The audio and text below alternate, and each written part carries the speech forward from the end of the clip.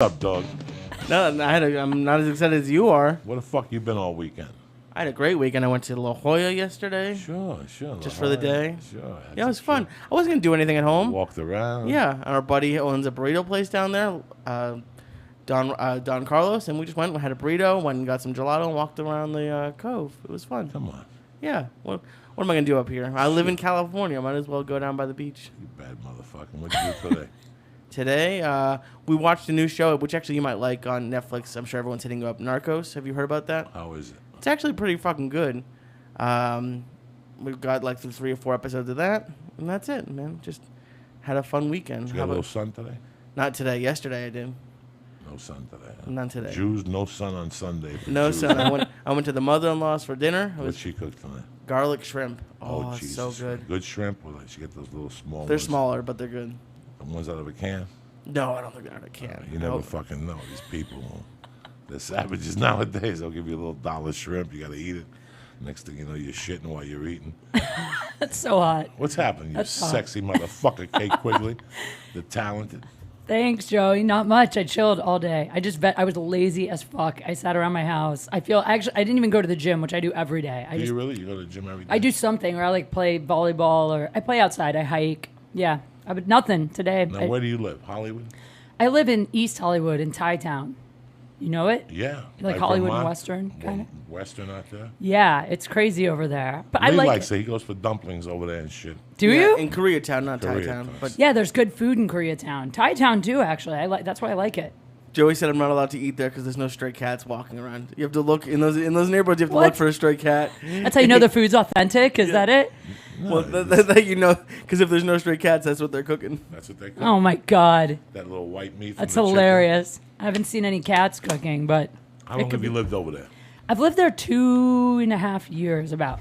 And how long have you lived in Los Angeles? Since '06. I moved here in 2006. But I didn't live here the whole time. I moved here, and then there was 3 years when I had this job where I used to MC events, actually, for Sports Illustrated and for NASCAR. So I used to travel, and I would be like the girl on stage, basically like interviewing athletes or drivers and like throwing T-shirts out to the audience. I did that for 3 years, full time on the road. That's fucking nuts. It was super fun, actually. I met so many cool people. Like, I'm not really a NASCAR fan, but I love NASCAR fans because they're crazy. So that time I spent on the road, I got to meet so many like crazy drunk guys and their wives. NASCAR wives are the coolest women. Have you ever been to a NASCAR race? No, never. It's insane because I worked with Miller Lite and I was like on a NASCAR Miller Lite poster at the time. And so I would go to all these events, I would MC and sign posters. And you would think that, wives wouldn't want their husbands like coming up to us and hanging out and flirting. But these wives would like shove their husbands at us and be like, can he just touch your boob for a photo? Can he just grab your... I was like, these women are fucking crazy. But I love them. It was a lot of fun. How'd you get that job? Out of L.A. or you're originally from Ohio? I'm from Ohio. Now, did you start comedy in Ohio? No, I started doing improv when I was in college in Chicago. I went to school in Chicago. Started doing improv there. I didn't start doing stand-up till I moved to LA in like 2007. And where'd you go to school in Chicago? I went to this school called Roosevelt University. It's like a performing arts college downtown, small. And what'd you major in? I was an acting major. I was a theater arts major in college. I think it's so funny now for some reason looking back.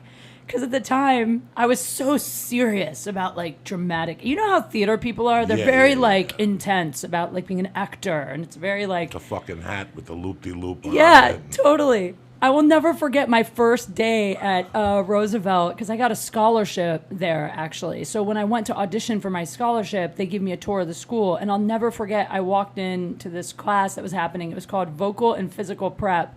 It was like 20 actors, like 20 kids. Basically, they're playing music, and the kids are blindfolded.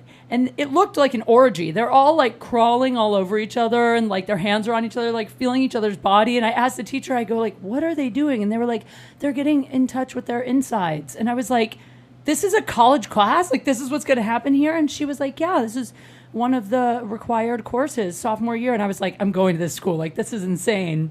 So I went there. But now, looking back, I just find it hilarious. Did you go to Performing Arts High School? I Don't they have those now? Like, what the fuck is up? I never knew what the fuck that was. Somebody told me that their daughter's transferring I kind of did. No, a charter performing arts Yeah, school. yeah. And I'm thinking to myself, it's like fame. People were running around, jumping up and down the hallways and singing, breaking into dance. That's how and my shit. college was for sure. My high school, I did go to I kind of did. Like my senior year of high school, there was an option to like go into a vocational theater arts program that was, it was basically a whole bunch. All the schools in the county came together and there was a theater arts program you could specialize in. So I did that my senior year of high school. It was the only reason I graduated, though. I would never have made it through because I dropped out. I was so bored of school. I dropped out of high school, actually. And then the only reason I went back was because they had that program. I was like, all right, I guess I can make it through if I can be in there. I took one fucking performing arts class all 4 years of high school, intro to performing arts. My freshman year, the teacher was a lesbian. She was pretty fucking cool. She was short. We fucked around, we fucked around the class. Like we went in there basically to fuck around. And one day she goes, I have an assignment for you guys to pass. You have to do an assignment. This is not just jokes and shit. And Yeah. You guys cracking jokes. You have to do something. Huh. You have to go up on stage and do a reading or do Shakespeare or do stand-up comedy. And I didn't know what the fuck to do. And I said, okay. And I went up there and I put on Shattered by the Stones and I lip-synced it and danced like Shut Mick Jagger. up. She gave me a fucking A and I blew the class up. I would And love she to see gave that me a now. Fucking A. Jesus. They don't tape none of this. But after he said this performing arts thing, I remember driving to the airport yesterday morning thinking of where did I pick this shit up? Like, where did this thing start? In the 6th grade, we had this teacher named Mr. Levito, and he used to have a wig. And Mr. Levito, for years, you thought he was one of those, he was a feminine guy, Yeah. But he was married, and he had kids, and he was just a sweetheart of a guy. So he was also part of the ecology club. So if you were part of the ecology club, you left school at 1 o'clock. You had options. You had options on Friday. Yeah. So on Fridays, you could leave at 12, but you had to go to Holy Rosary and take CCD class, which is sit up there with a priest and he talks to you about the Catholic religion for 2 hours before confirmation. Or you could be part of the ecology club, or you could sit in the class with a bunch of dunces and Levito would talk to you. So I was part of the ecology class, but I also fuck around with Levito's thing. And one day he's like, let's put some music on. One of the girls said, let's put music on. This was like a wild type independent class. And we put music on. And I went up on stage on the front of the class by the desk, and I just started singing Frankie Valli, My Eyes Adored You, right? And that was it. Like every Friday. What year? This is 1975. I'm 12. Wow. I got to be 12, maybe It just clicked 11. for you? That was it? You were like, I love this. I love doing this? No, but it was with music. Yeah. Like I would just put music on and go up there and sing Frankie Valli with music, and people would clap and shit, and then I would switch it up to Michael Jackson. And then I got put in a band with Dean LaPrete, John Bender, and this dude Ray Canella, who calls into the podcast today still. He so worked cool. he worked for Sci-Fi for 30 years, Ray Canella, and quit and opened up his own Sci-Fi fucking YouTube channel. So this is how far back we go, the 6th grade, these 4 morons. That's awesome. And we used to go there, play Beatles songs, and just play over the beat. Like, that was our band. And one day we had, like, this big show, and these girls came in, and we started playing. They're like, cut. Like, what the fuck, guys? You guys aren't a band. You're playing song. And they just walked out, and we fired the bass player, and that was the end of our fucking band. That Hilarious. Because it was his idea to put the fucking songs and do it. That's so funny. But I didn't know anything about performing arts. I didn't even know I was performing. I had no fucking idea. I just thought that everybody did it. I don't know nothing. I don't. Because on paper, it doesn't seem like something you'd enjoy, performing arts. Like I know you act now, but just knowing your personality and what you did in your younger days, it doesn't seem like you'd be going up for plays and all that stuff. I like the acting. I really, really do like the acting.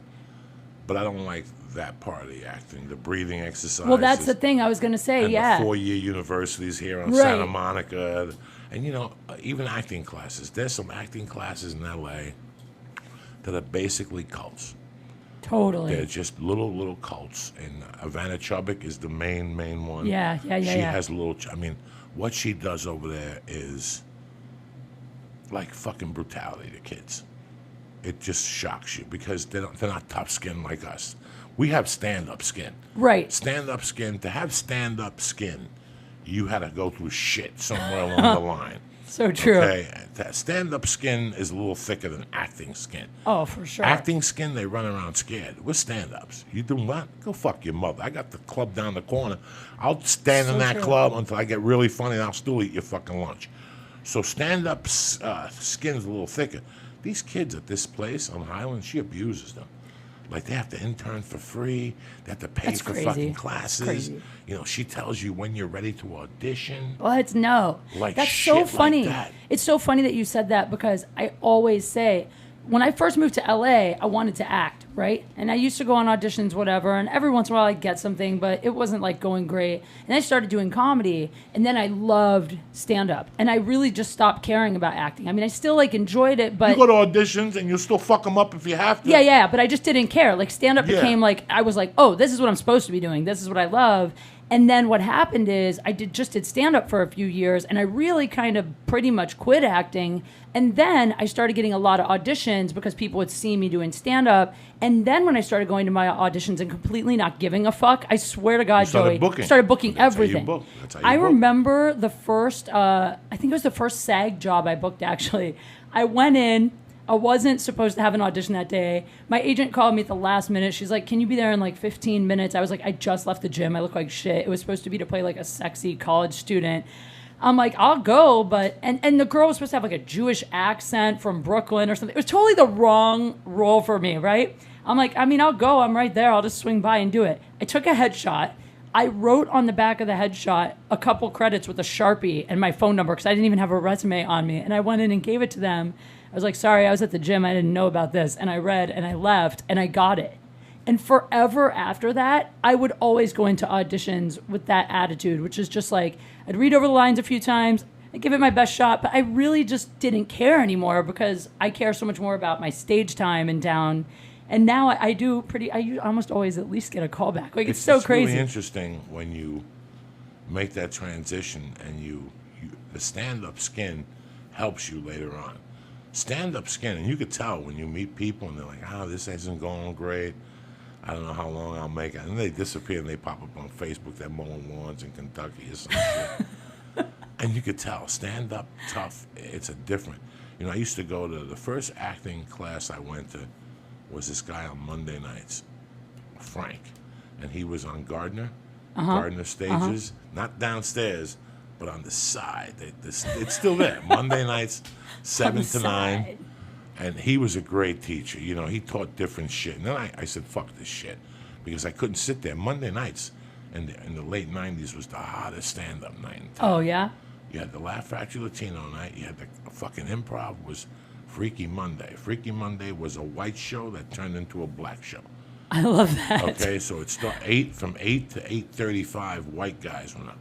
At 8:35, a strong white guy would go up. Yeah. And then at 8:50, it became fucking, Def Jam. Yeah. And it was off the Chris Awesome.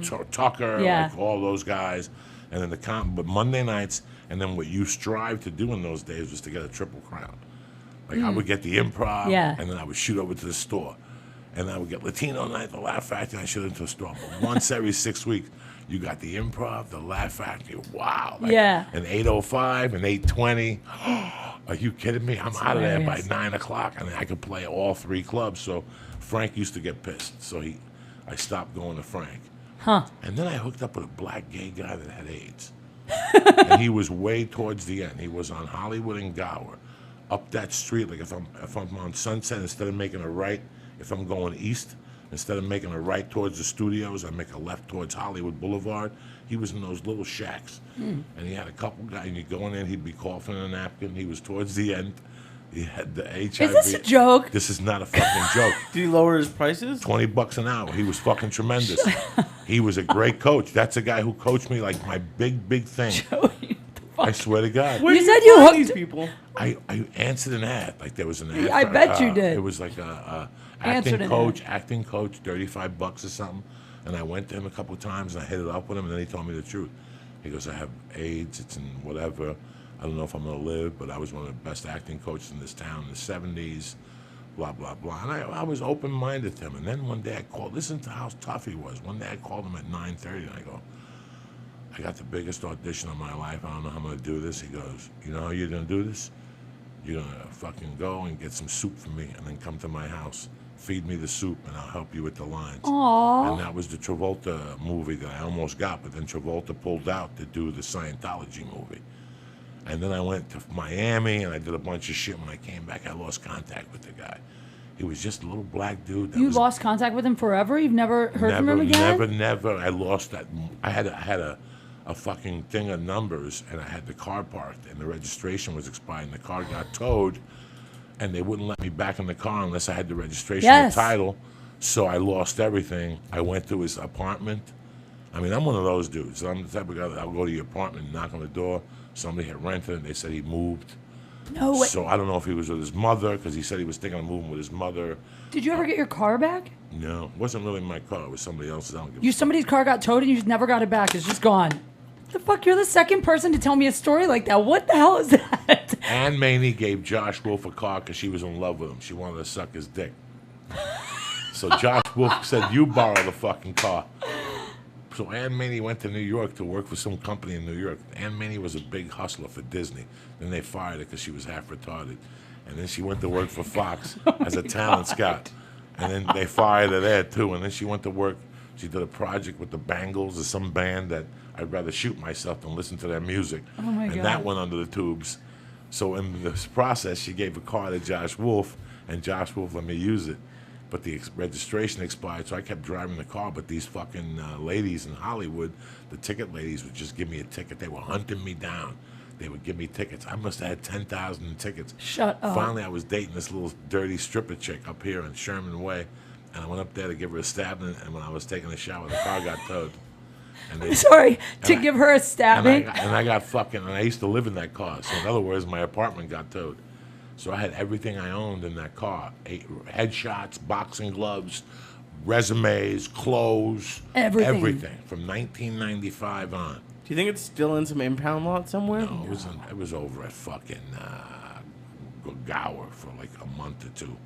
What's the one on Gower there? It was there. This is 1998, 1999. That car is still fucking there.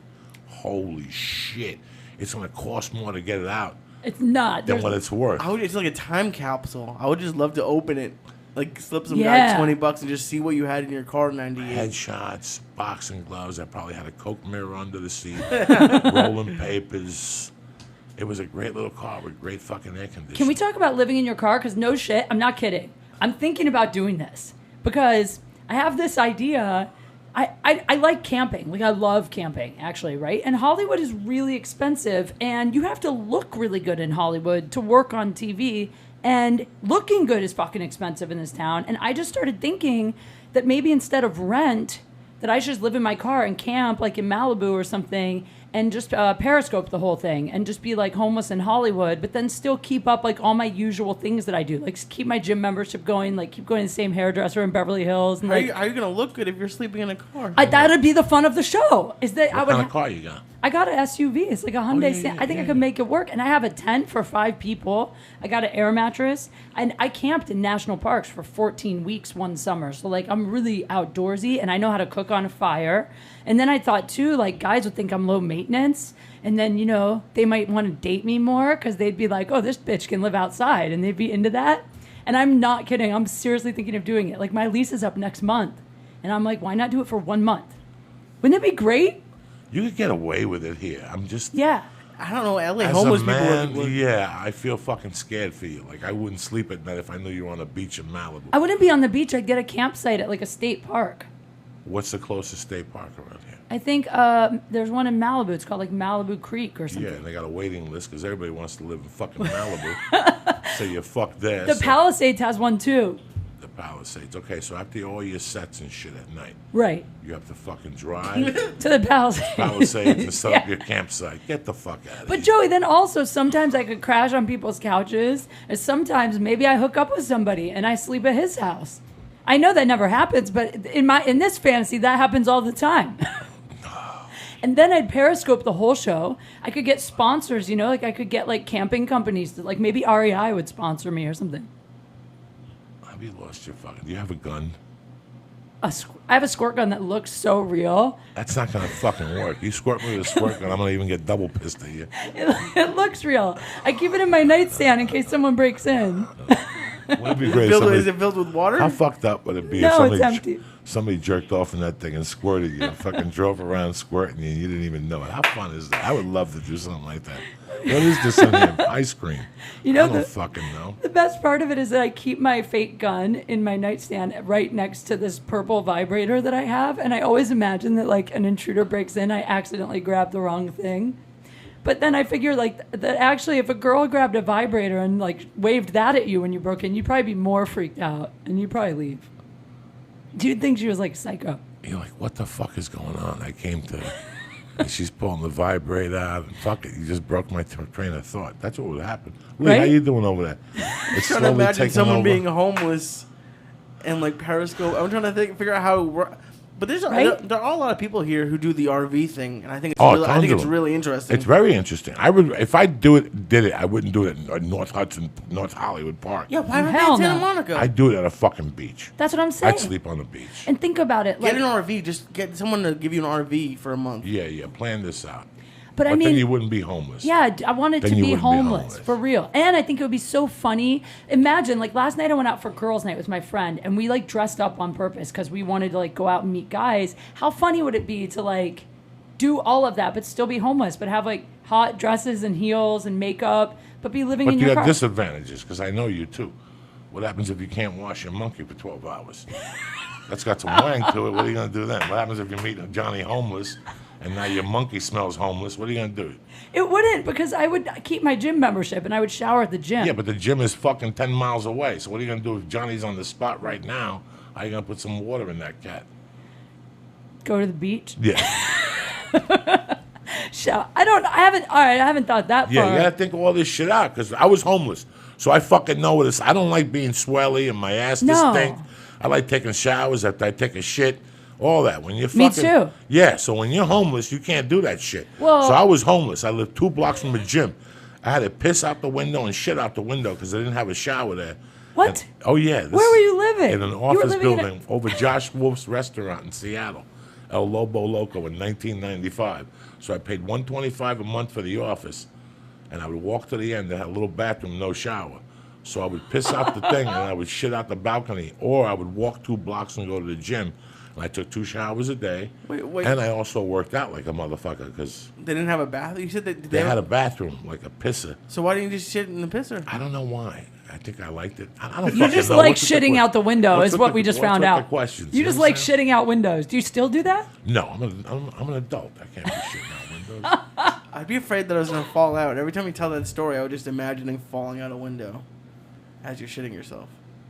I just think that, I mean, you're right. Some of it would be complicated, but for the most part, I don't think it'd be that bad. And if a guy, say you are going to hook up with someone, you're not going to do it in your car. You're going to go back to their place, and then you just, real quick, like, oh, I got to use your bathroom and freshen up. Would you hook up with a homeless guy? I have. I mean, I kind of dated a homeless guy for a little while. Are you fucking nuts? Well, I mean, it was for just a couple weeks. And where'd you pick him up? On the corner? Bring him home, give him a stab, and drop him off on the corner? In his fucking tent? He wasn't homeless when I met him. He was living in an apartment. And what happened? And he got evicted, like right after we met. He got evicted and he had nowhere to live. So he was living in his car. And so I just kind of would let him crash at my place, every once in a while and take a shower and stuff. He's really hot and we had amazing sex. But that goes a long way. No, it doesn't. Now, how'd you get up with the stand-up comedy? I just had this realization I might be coming off as crazy. Yeah, oh, fuck. Eat some more star, please. It's to Joey's calm fault. you He down. gave me a star with weed in it. It's the Star of Death. The Star of Death. I really want to talk to those RV people, like, because they all park next to each other. I want to know what, like, there's one over here, on Oxnard with across from the Macy's, and they have like a whole family. There is? Yeah. Up here? Yeah, and it's like they have kids in it, and it's just like, They live in different locations, and they move at night. yeah. Or they move in the daytime. They're in NoHo Park in the daytime, and they set chairs out there. When I go there and do kettlebells, I'll see people out there. Hey, listen, man. If I didn't have my wife. I used to have a girlfriend, and she was cheap as fuck, and she figured out having an RV one day, and I'll tell you what, it wasn't a bad deal. She lived in a park that catered to that. So you move into these parks and you pay like $400 a month. They got swimming pools and gyms, Yes, and I'm supermarkets telling and you. movie theaters. I know. It's fucking amazing. Amazing. I couldn't believe it. I couldn't fucking believe it. Well, that's where she lived in Renton, Washington. And I used to stay up there with her. It was a hike from Seattle. But once I went up there, I would stay up there for 3 days. I could get weed on the fucking reservation. It's awesome. It's awesome. Let me tell you, one summer I did this tour, okay, and it was for like the national parks, and so the whole summer we camped because they gave us hotel per diem. Instead of using that, we just camped the whole summer. And we stayed in a lot of those places, and it is unbelievable. It's unbelievable. It really is. And the reason that I think I would like it is because I remember being the least stressed out I ever was in my life. I didn't have a whole bunch of clothes to go through every day to decide what to wear. I didn't have like, when the sun went down, I'd go to sleep. When the sun came up, I'd wake up. There was no like stress. I just felt really relaxed. And I feel like maybe sometimes overwhelmed with my apartment. I look at homeless guys sleeping on a bench in the park, and sometimes I think that doesn't look that bad. It just looks kind of relaxing. I'm telling you. It's fucking crazy being homeless and sleeping outside. When you go on the road and you're a comic, there's nights that you fucking your bus lands in El Paso, in Albany, at 4 a.m, but the connecting bus to Buffalo doesn't come in until 7 a.m, and you're there with fucking homeless people outside, and you sit there and you smoke your cigarette, but you're watching them and you're like, this is fucking interesting shit. It really This is. an interesting I love lifestyle. talking to them. Yeah. It's fucked up to think about. Like it's whenever you see like a bad one, like they just passed out, and it's just Yeah. It's like wow, knowing like you don't have anywhere to go. Like that's the craziest part. Well, the difference is there's homeless people who do it because they have to, and then there's homeless people who choose it. Like I was in Moab, Utah, and I met a guy who was like the most homeless looking guy I've ever seen. And I remember asking him, I was like, where do you live? Because it's so hot there. I was like, you live under a bridge? You have shade? And he's like, no, I love the sun. I just love living outside. Like he just loved living outside. Like he chose it. So I think the ones you see passed out are probably a little more like, drunk. They're addicts and stuff. Yeah, they're all fucked up. So back to the conversation at hand. When did you get into comedy? Right, sorry. So I started doing stand-up in like 2007, but I did it for about 3 years, and then I booked that gig where I was emceeing, and then I left LA for like 3 years and just was emceeing full-time, which I wasn't really doing comedy at all. But in a weird way, I came back, and I felt like when I got back to doing stand-up, I was much better. From being on stage all that time. On stage. Yeah, and then I've been back about 3.5 years doing it since. I saw you out a couple times, but the fucking bikini things make me laugh. And I didn't want you to, I never didn't want you to think, there's a big thing with me with women in comedy. Like, I like women in comedy. I really support women in comedy. I know when a woman is faking the funk, and I know when a woman is doing comedy. I know when a woman comes into the comedy store and says, I want somebody to write for me. Suck your dick. You just want to be a fucking star in 2 weeks. Do that? Oh, it's fucking crazy. Yeah, it's crazy. But, I used to see the bikini things, and I would just die because they're funny. It's not a broad in a bikini. It's a broad in a bikini who just doesn't give a fuck. But to see the white people around her, in all those little pictures, the one when you're dancing at the kid thing with some black guy, and you're just jumping up and down, was one of the funniest things I ever saw. When you went and bought the printer, was thanks. fucking funny. Thanks. And then I would talk about you to people. And I got to tell you, man, when you go into the store and you see somebody, you're like, you know what? Yeah, I say a couple funny things. But in reality, I'm just replacing that guy. I'm just replacing that guy. When you see Noe Gonzalez, he was replacing Angel Salazar. When you see different people, when you saw Ralphie May, he was replacing that big fat guy that used to hang out at the comedy store with the limos. That was crazy with the fucking southern hat. You ever see the picture of him in the back, wild, whatever? You see these people. When I saw you and I saw you doing that stuff, you reminded me of a young Felicia when I first met Felicia. And then I caught you some night at the Belly Room. I went upstairs for something, and I caught the last 3 minutes here, and I remember telling Josh Wolf, I go, that fucking girl, Kate Quigley, she's not just a fucking bikini. That girl's fucking funny. You hustle. You're out every night. You know, you're not blowing guys every fucking night, which I would hear about, you know. Thank you. And that takes a lot to be a woman comic. You know, we had somebody in here a couple months ago, and I know a girl, Georgia, who I love from Australia. She used to be a comedian at the Comedy Store. And she made a statement, you know, they were talking about all these women that get abused doing comedy, how it's a boys' game, and blah, blah, blah. Excuse me. And she wrote, you know, that's why I quit comedy. You don't know what it's like to get sexually harassed every night. And I thought about Kate Quigley when I read that. I go, you get sexually harassed every fucking night. I mean, you get sexually harassed everywhere, Kate Quigley. I love you to death, but if I would have met you 30 years ago, I would have asked you point blank, let's get a rock of coke and put it in your pussy and shit. Put Thank that you. bikini to the side. You know what I'm saying? Because Yeah. you don't look at women like that. Now I look at you, and like I said, I've been at the Comedy Store. I've seen comics come and go. I've seen guys come and go. But I know a woman when I know she's trying to pull a fucking quickie. You know, they come into town. They think they think I could do this. I could be, you know, Natasha Leggero. I could be.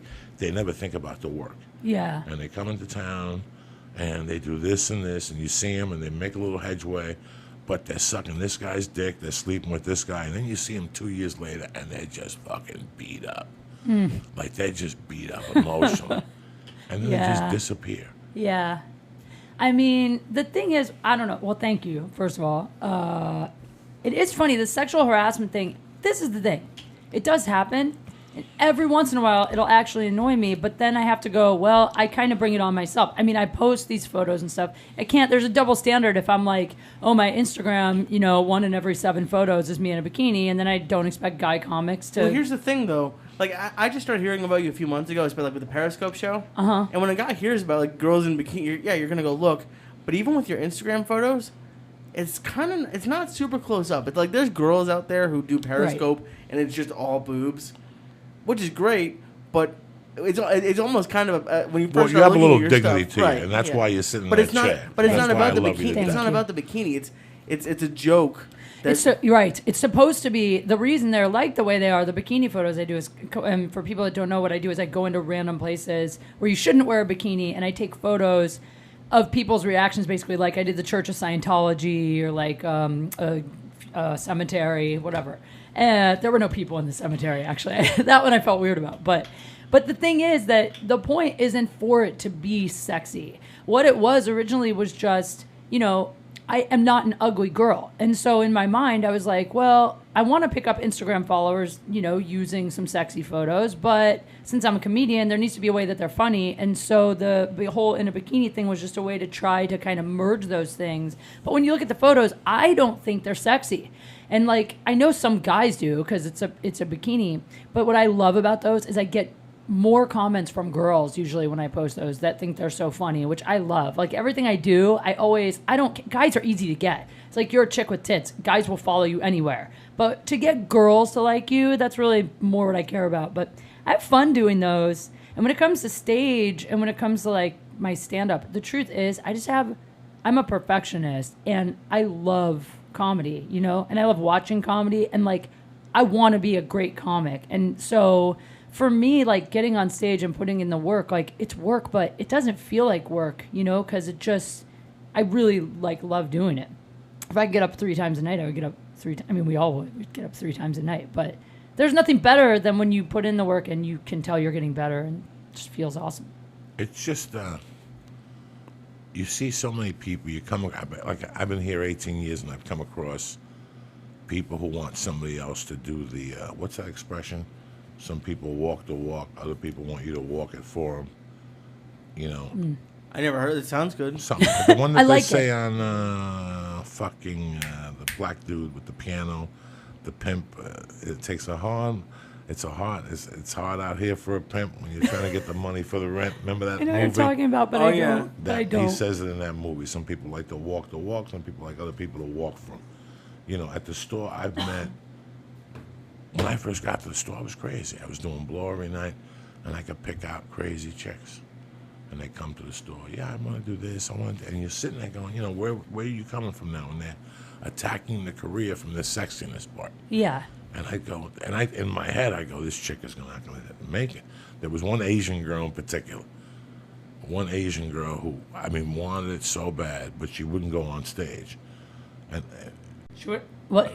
like, it was fucking crazy, right? What do you mean? Like, she just, I want to do stand-up, but, you meet these fucking people, but the women are really out of their minds. There was this one blonde that used to come to the fucking comedy store and pull me aside and go, you've got to fucking help me. Like, you've got to help me. And I go, I don't know what to tell you. Where did you just come from? No, I got to be a regular here. I got to sign with 3 Arts. I'm running out of fucking time, And those people always creep me the fuck out. This chick was crazy. I mean, I'm crazy. But not like desperado crazy. Well, no. But the thing is that, I mean, for me, when my stand-up turned a corner, when I felt it turned a corner, is when I just started having fun. That's it. That's what it is. Because I remember at the beginning getting on stage and you're like, I have to be funny and my jokes have to be good and someone might see me that likes me and whatever. And I remember one night that I got on stage and I was just really fucking tired and I really didn't feel like going up. And I felt like it was kind of almost like I threw it away. But I had so much fun. I just didn't care. I went up. It's kind of like what I was talking about with acting. It's not that I don't care, but it's like when you don't care so much about the audience reaction, you're like, I think this shit is funny. I'm just going to have fun up here. Then they like you. Then they think you're funny. And then that's when, for me, it like turned a corner. I was like, oh, this is just, I'm going to just have fun up here. I'm going to start having fun up here. And the more I try to have fun on stage, the funnier my shit gets, Kate don't understand this a lot. Maybe some people home don't understand it. Sometimes you go in for an audition and you have to have sheets in your hand, And I was good. I always knew how to take an audition, go to the first one, and then while I was doing the first one, I would write the notes for the second one because I wanted the second audition to be different and better. So when I would go in for my first audition, I already knew what I was going to do in the callback. You understand me? That's how I set my shit up. So they're like, this motherfucker came in with 2 different fucking reads, both of them meaning the point. But what I would also do, I would study these sheets. And I remember going in front of maybe 5 fucking producers, like the guy from Drugstore Cowboy, the director, Gus Van Zandt. I remember going up in front of, oh my God, Reuben Cannon with Wesley Snipes in the room for the movie fucking Undisputed. And meanwhile, in the audition, this is what happened when I cared. My fucking hand shaking from the nerves. Yeah, me too. People at home, you don't have no idea what that's like when you care. You're so right. And you're going for broke. And all of a sudden, your hand will not stop fucking twitching. And this annoying piece of paper you hear is what happens to you in front of your future. Yeah. This is your future. You have these 5 people that are going to decide on that. And right there, the director's like, listen, if he's cracking in the audition, what's he going to do when Wesley Snipes is looking at him? And there's hot cameras, and it's 2 a.m. Done. You don't know how many movies I blew because I cared too much. Because in the back of my mind, in the back of my psyche, I put that this was it. This was for all the marbles. This was going to change my life. I stopped caring. Yep. Once you stop that caring, and then once you stop caring, you learn how to formulate your 6 minutes comedy routine into those auditions, which now it becomes fucking lethal because you're bringing in a weapon that nobody else is bringing in, even if it's a drama. Even if it's a fucking drama. There's times I go in for a drama and I won't get it because the comedy leaks through, and they're like, well, we can't bring this motherfucker in here. I do that too. Oh, yeah, the comedy leaks through. But when you're really focused, the comedy won't leak through. My eyeball will be straight. Whatever fucking happens to my eye will be straight. But that's what happens when you care. Because you think this is the end-all, be-all, and it's really not. It's about having fun. And, okay, the first time you read, your hand might twitch like that, and then the director calms you down and says, listen, let's just have some fun here. Fuck all that noise. And then, but sometimes once your hand starts twitching, that motherfucker's going to twitch till you get to the car. It don't stop till you put your hand on the steering wheel and you're like, fuck! So true. Fuck! So glad it's not just me. It's so true. Oh, God. And it happens with stand-up. When I want to go out there and kill, I'm not going to kill. Give me 2 of those fucking stars, and let me watch a fucking TV game, a TV show before I go on stage, and there's nobody talking to me. And then 3 minutes before that, somebody come into the room and annoy me. and it's all over because I'm not feeling it because of the star and I'm not thinking about it. You're dead. It's once I think about going on stage and how I have to kill CBS's there. This joke has to work. You know, that the sucks. worst. Once they put that fucking pressure on you, that sucks fucking dick right Yeah, there. that's the But worst. it sucks because that happens to like with that Barry Katz thing where I said when I went like 11 interviews before I got like my second job. When you say like you have to stop caring, it's frustrating for people because either A, they think they don't care, like they think they're not caring, but you can't force it, and then B, like when people going in for job interviews, you can't really not care until you already have a job. So it's hard to get to that point. It all starts with your state of mind. Okay, so, here it is. This is your office, Lee. All right, and I gotta come to the office and write my name on the fucking thing and then knock on the door and then you're gonna come out and get me. When I'm out there breathing, I'm fucking psyching myself up to come in here. It all starts at that door. Doesn't even start when you sit down. It all starts in there because if I come in correctly and I sit down, listen, man, you could smell it. You ever smell something on somebody? You definitely know when a guy wants to fuck you I've when a guy's smelled being shit. nice. Okay? You know, when I was a salesman, they'd say, don't let people know you have to pay the rent. Yeah, totally. Okay? I don't know how, I'm not saying, not that you go up to somebody and go, hi, I need to pay the rent this month. No. It comes out through your body language. It comes out through your energy. So sometimes it all starts with your energy in your head. I'm not going to be nervous. I'm going to go in there and fuck this motherfucker up. Fuck him. And if I don't get the job, I don't give a fuck. Yeah. I don't give a Frenchman's fuck. If you tell yourself that before you go in there, then you might be a little bit more loose. There's like a difference between wanting something and being like desperate for something. Like, look, you could want, like maybe there's a gig that you want, so that's okay. But I think what it is, like for me, this is going to sound so fucking cheesy, but for me what it is I'm really happy. I finally figured out what makes me happy in life, and I don't base my happiness on whether or not I get this TV show or whether or not I don't even base my happiness on like my next, if I go on stage, I'm happy. I got to go on stage. I have fun on stage always. And I'm happy when I get to go surfing. I found things outside of the business that make me happy. So then I look at the business as a job, and there's like parts of the career I'd like to have more than other parts of the career. But at the end of the day, that's my job, and that's one part of my life, but there's all this other shit that makes me happy. So if something happens and I lose that job, that would suck, but I still have these other things. I think so many people in show business are just like so obsessed with whatever making it is that they just lose sight of everything else. And that's why there's that desperation. It's like, I'm going to lose my apartment, I'm going to lose my car, I'm going to, and I think that's why people care. I think when you finally like find what makes you really happy outside of it, that's when you start to be like, oh, well, I'd like to have that job. Hopefully I get it. Hopefully I get it, but if I don't... I'm going to go see this, movie with my friends later. I still got to go to New York and, at the end of September and knock them fucking dead. Yeah. This is all a part of my arsenal. No, I get all that stuff. It all starts in your mind. Because people could smell the sense of urgency. They could smell your barracuda coming in. Yeah. If I come in here and I don't really... It's like when you go to auditions for commercials. They're looking for a chef, and you actually see a guy that puts on a chef hat and a chef shirt. And I try to bang him. And you stab that motherfucker like you really want to stab him like you just lost. I'd rather you come in here and do something that a chef would do, like touch his nose or touch their hat. That's what they're looking for. Bring food. And this shit that we're talking about runs in your whole life. Kate, how many times have you liked a guy? You really like this guy? And all of a sudden, nothing's going on. You take him home. Because I want him too bad. You take him home. You make out with him. It's okay. He goes. He doesn't call you. You call him 2 days later. Now you're desperado. Now this goes on and on. Then one day you go, fuck this guy.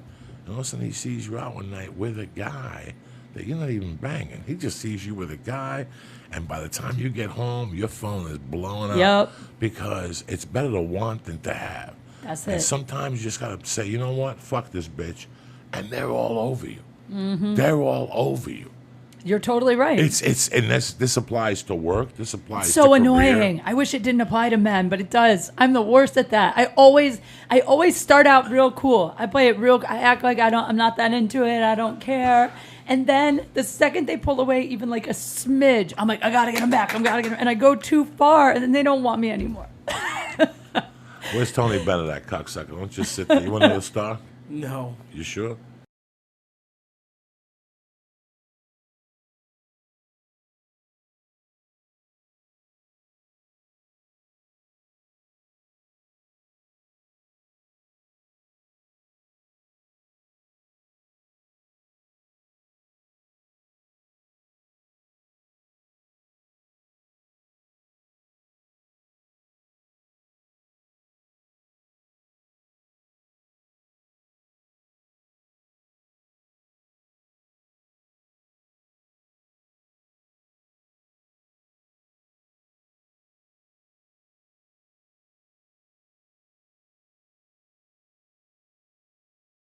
Your face. You look like you got you ate that bad fucking wholesale sushi you've been eating. Oh my god, I'm fine.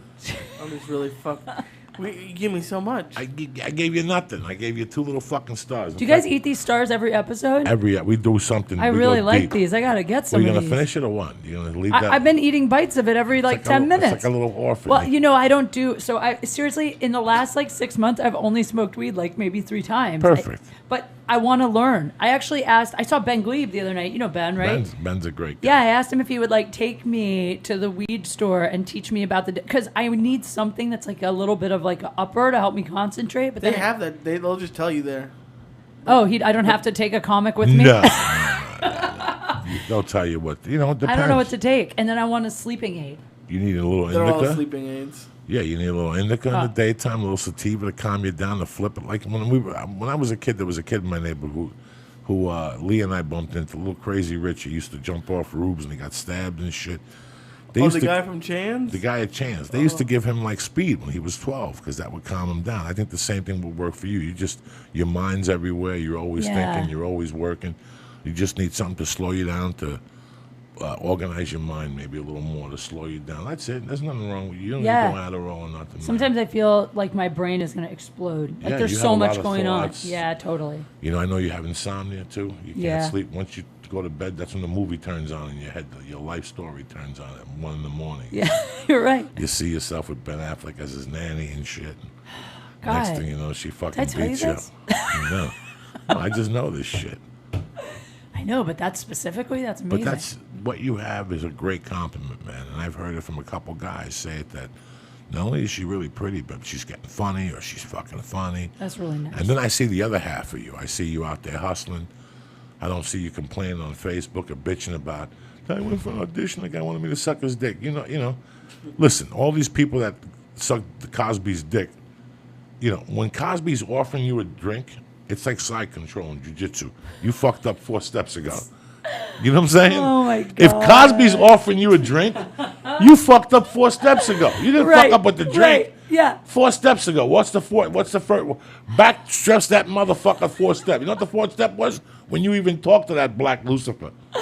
When you even talked to that black Come on, you Lucifer. wouldn't have talked to Bill Cosby if he came up to you back before listen, all this? Let me ask you a question. Yeah. Okay, half of them were in relationships, half of them were married where it happens. What's rule number 1?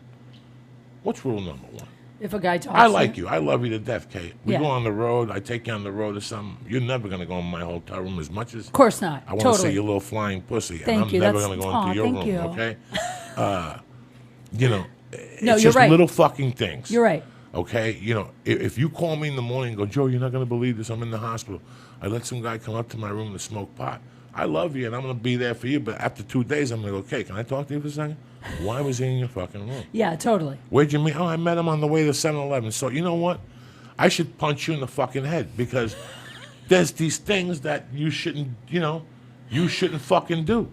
If you're a married woman, what the fuck are you doing in my I trailer? agree with you 100%. You know what? I feel uncomfortable. No, Mr. Cosby, I'll see you next time. I got to go. Yeah, I agree. So if he offered you a fucking cocktail, a dick drink, you fucked up 4 steps ago. It depends, though. If I was at a bar and Bill Cosby's sitting at the bar and I walk up to the bar to get a drink and he's like, oh, okay. Can I buy you a drink? I would totally take a drink then and have a talk with him, just because I would want to pick his brain about But then you're on time release because he's watching you. You're on a 40-minute lapse. He's going to try to get you out of it in 22. Right. By the time he gets you to the car, that's 30. Yeah. You'll pass on the way to the studio. He picks you up. Your skirt's half off. No way. What a surprise. Oh, no, my man. God. I didn't know you wanted me to eat your pussy. If not, you wouldn't have pulled up your skirt. I mean, right. No, you have a point. I would never leave with a if I know a guy's married, that's it for me. I don't talk to him after that. Like, the minute I know. I just don't understand what you're doing in the guy's room. And listen, man, everybody likes to flirt.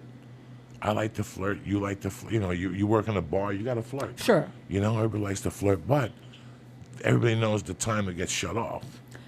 Right, yeah, totally. And that's the other end of the fucking Cosby thing that I was thinking about, man. He got to the point where he gave you a fucking drink. If you're in my place and I'm giving you a drink, that means you're going down, Jack. We already established it. I gave you a line of Coke. We know what time it is. Listen, shit's going to get hairy later. We got an ounce to blow here. Well, the girl, they never said that, Well, some of them said that he was helping with acting and stuff, but Get the fuck out.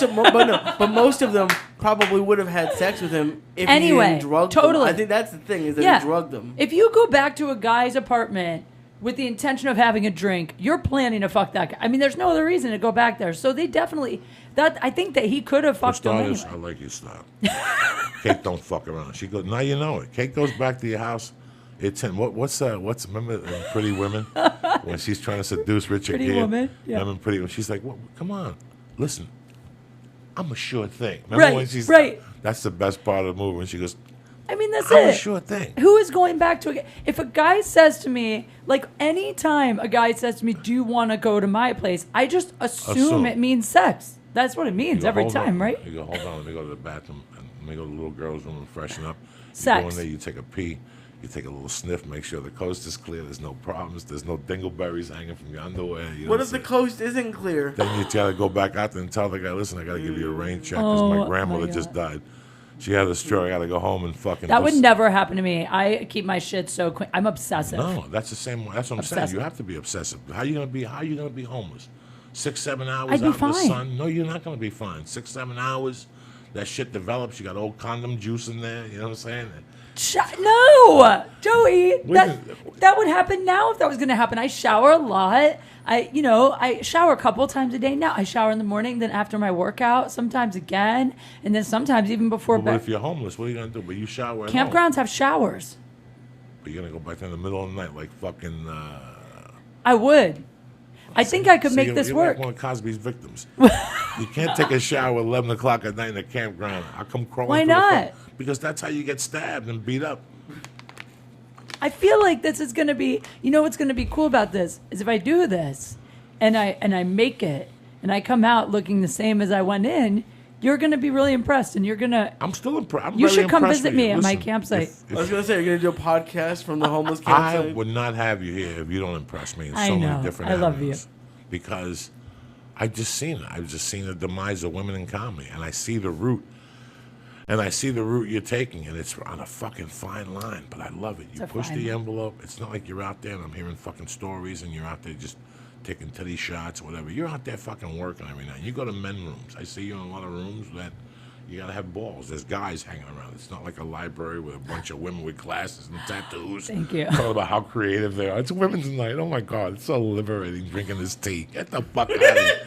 I'm at the fucking Ha-Ha banging out with Jack Jr. I gotta watch my drink. God. You go to the Ha-Ha with Jack Jr. and Jr. Vinny, you gotta watch your drink. That's Cosby's nephews, Rene Garcia.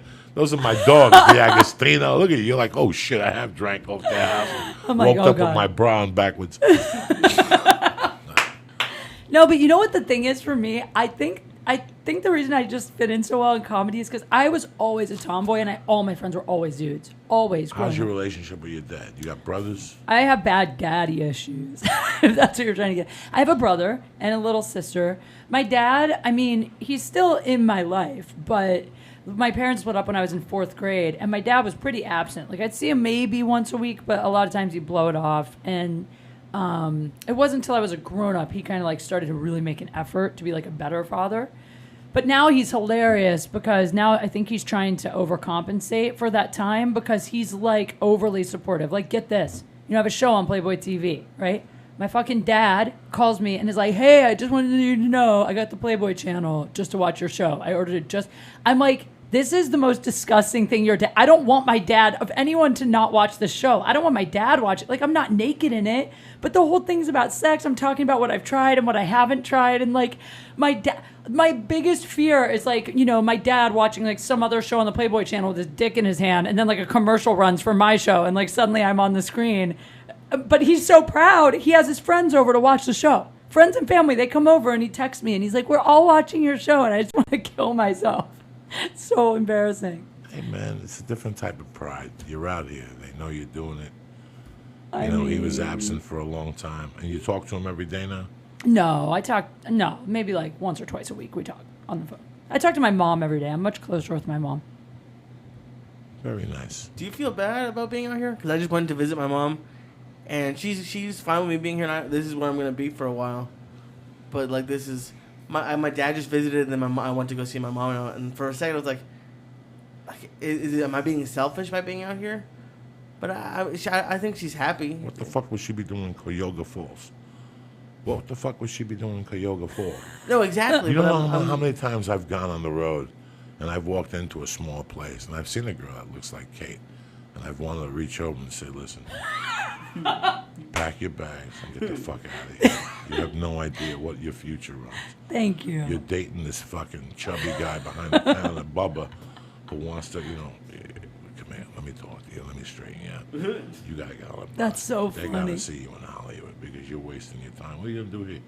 You're gonna bang a UPS guy and have 3 kids, and Yeah. then nobody's gonna get to see you. Then you're gonna be the hot mommy at the pool. Take a No. chance. Columbus did go out to Hollywood, shake that ass. Let's see how we can. You know what I'm saying?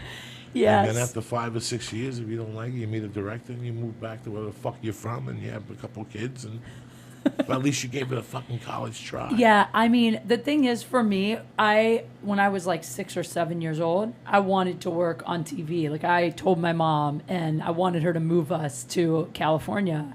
And so, like, my whole life, I talked about wanting to move to LA. So it was like the kind of thing where, I mean, my mom and dad are super supportive. They want me to be here. I will say, I do sometimes feel a little bad because my mom has lupus, and so sometimes she's pretty sick, and I worry, like, oh, I'm missing all this time with her. But I know she wouldn't want me to be there because I wouldn't be happy. So, I mean, no, I don't feel bad being out here.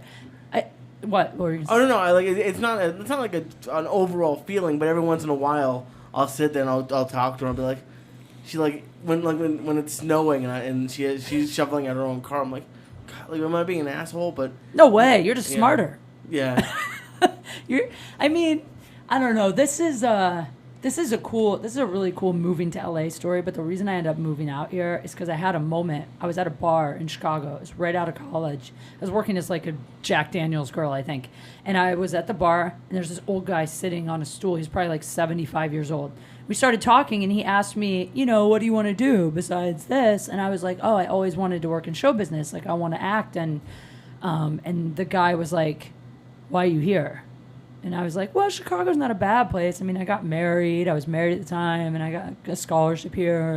And the guy was like, my whole life I wanted to work in show business. I always regretted I never moved to Hollywood, and then I got married. I had kids. I bought a house, and I was in debt, and I never got to do it. And this old guy sitting on the stool, and he's like, it's my one regret. And I thought he was going to cry. He was so, like, wistful about it. Sure. And I went home that night. I said to my husband at the time, I was like, listen, I'm moving to LA. Like, if you want to come, that's great, but I have to do it. I don't want to be 75 sitting on a bar stool like, why didn't I ever go out there? And so he was like, okay, when? And I was like, next week. I literally quit my job. He stayed in Chicago. I packed my car and drove to LA the What next happened to week. the husband? He stayed there for like 6 months, and he kind of worked.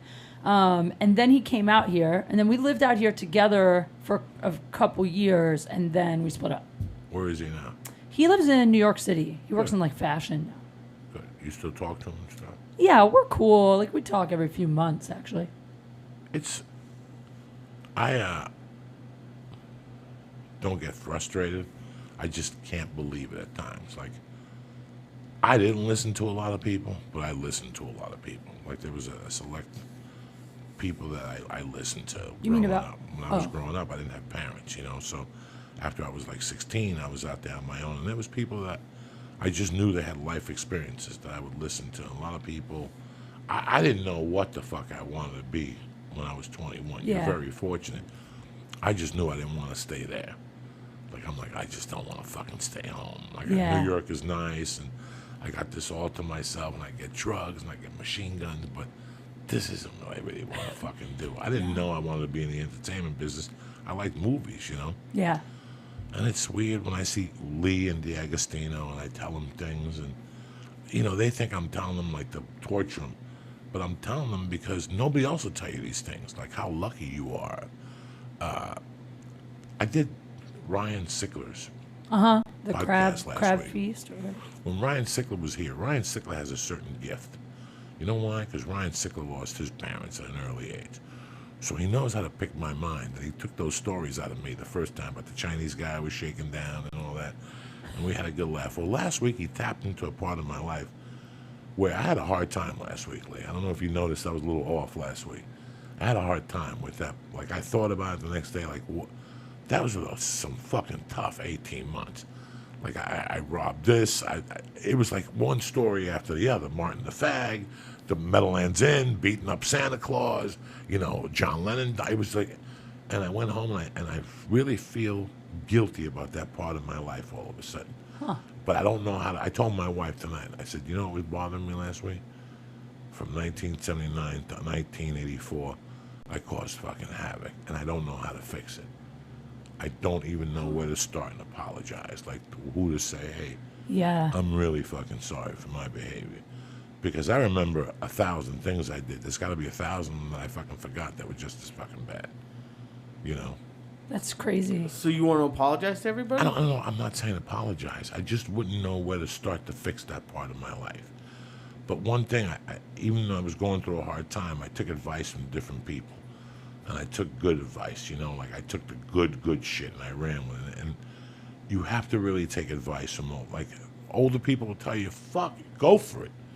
Like you meet somebody who's old and they'll look you in the face and go, hey man, you want to do something, it's done tomorrow. But no. I don't want you to go home and make a plan and tell me in 18 months. I'm talking about tomorrow. Yeah. This is the pressure. It's like a silent pressure you have to put on yourself. That's why I was doing that. When I went to somebody and go, I'm thinking of going to Colorado, but I'm going to let my friends go out first. And he's like, no, you're not. You're going next week. You're going with them. Because if not, you procrastinate. Right. That's what we do. We procrastinate. You know, we'll find every excuse not to do this and not to do that. I'm happy you took that guy's advice. And Me something too. in his tone. Just something, you know. I just remember just thinking, I don't want to be that guy. I don't want to regret anything. I haven't done anything I regret in life. I don't want to regret that, you know? So. How long had you been married at that point? I got married at 19. I met that guy I was 24. I moved out here when I was 24. So yeah, 5 years or 4.5 years. I got married super young. 19? Yeah. That's Why?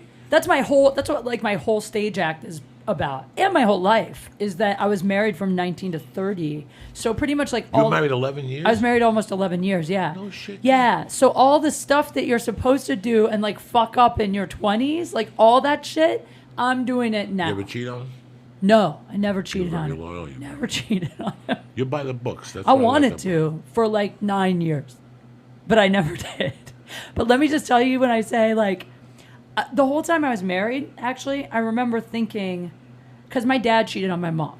And the whole time I was married, I remember thinking, oh my God, I have like my dad's impulse to cheat, but like I didn't want to cheat because I wanted to be loyal. So I was fighting it for like 9 years. And I love the guy so much. I love him so much. So I thought that I'm just the kind of girl that would always have a wandering eye, no matter who the guy was. I just thought it was my nature.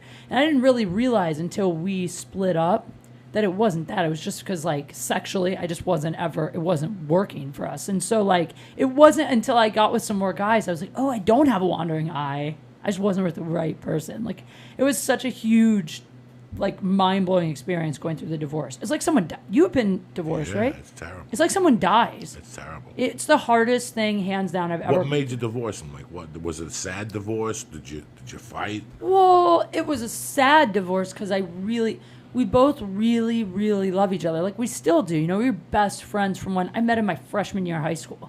So we're best friends. And there was no anger. There was no one cheated. You know, it wasn't like that. So it was really difficult. But it just came to a point where we'd grown apart so much. We had super different interests. I wanted to be here. He didn't. I wanted to do stand-up. Like, he wanted to work more in, like, marketing and he wanted to be in New York. It wasn't working. And I think that almost made the divorce harder, the fact that we were still friends.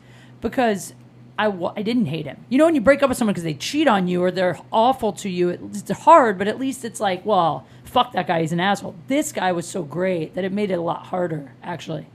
And it really wasn't until, like, honestly, I feel like about six months ago that I really, like, one day was like, I think I'm actually over it.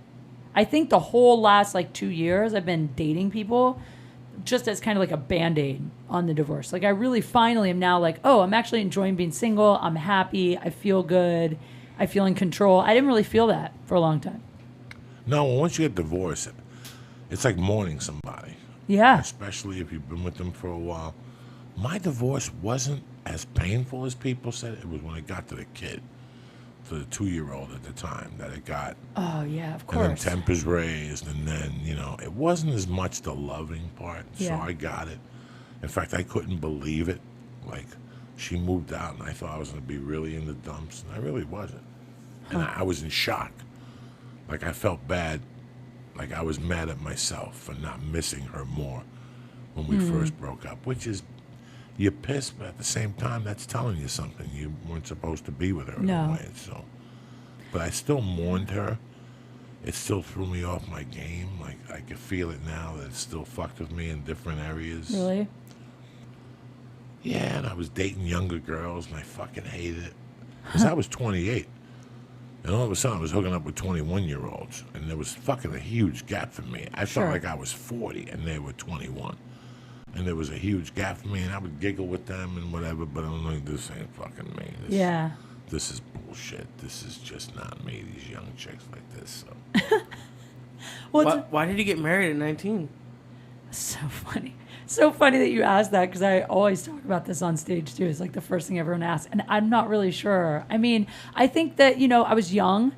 I loved him. He proposed. I remember thinking that if it's either marry him, when you're that young, you think like, well, if I make this guy mad, I'm going to lose him forever. And we were best friends before we ever hooked up. I remember the first time he kissed me, being like, I'm not really that attracted to him, but now he kissed me. So if we aren't boyfriend, girlfriend, he won't be my friend anymore. I mean, I was like 18. I was like a kid when he proposed. I was like, oh, I guess I should say yes or he'll break up with me, and I love him. So I married him. I mean, that was like really all the thought that went into it. Plus, his parents were like very religious, very conservative, and I wanted to move to start my career. I knew I wanted to work in show business. I wanted to move, and I knew we couldn't live together if we weren't married because his parents wouldn't be cool with it. So there was just, it wasn't like a grown-up going into a marriage. And now the funny thing is, I don't care about getting married ever again. Like, You will. You think? Yeah, you will. Because now I just feel like if I'm with someone committed and living with them, I don't know that I care. Why would you, like, what do you think being married is good for, other than the tax perks? Peace of mind. Yeah? For you. You're a loyal broad. Yeah. You're not going to go nowhere. You meet a guy that you really like, and you're on a TV show and whatever.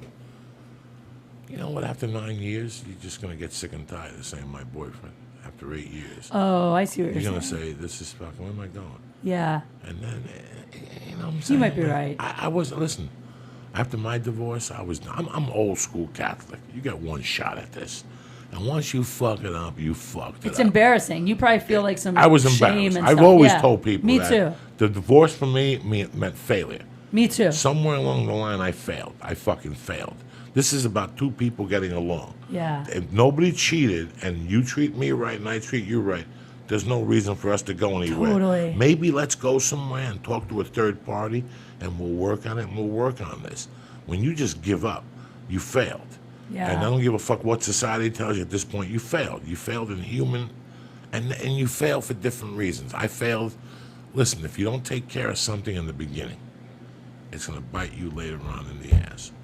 If you don't take care of that shit in the beginning, you go, okay, she'll just love it. I'll do it for now. Yeah. 6 years in, both years are going to go, listen, I do not like when you shit in this house.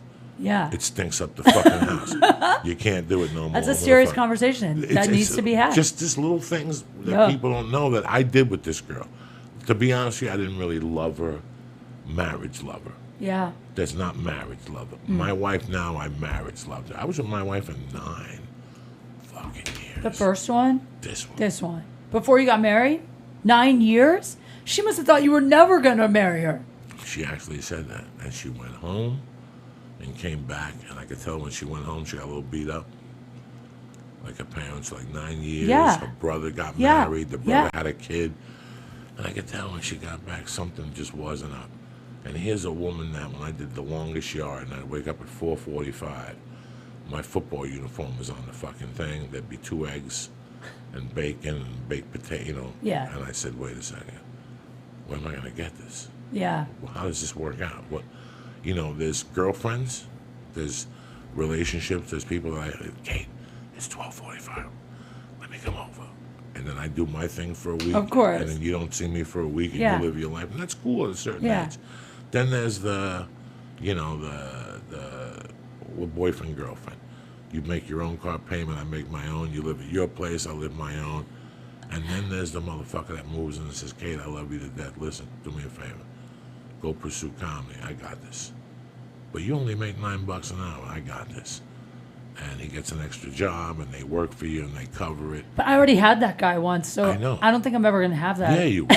Yeah, you will. I feel like you only get that one. No. If you wait for it. Yeah. Listen, if you wait for a fastball, it'll come. My man's a fucking baseball fan here.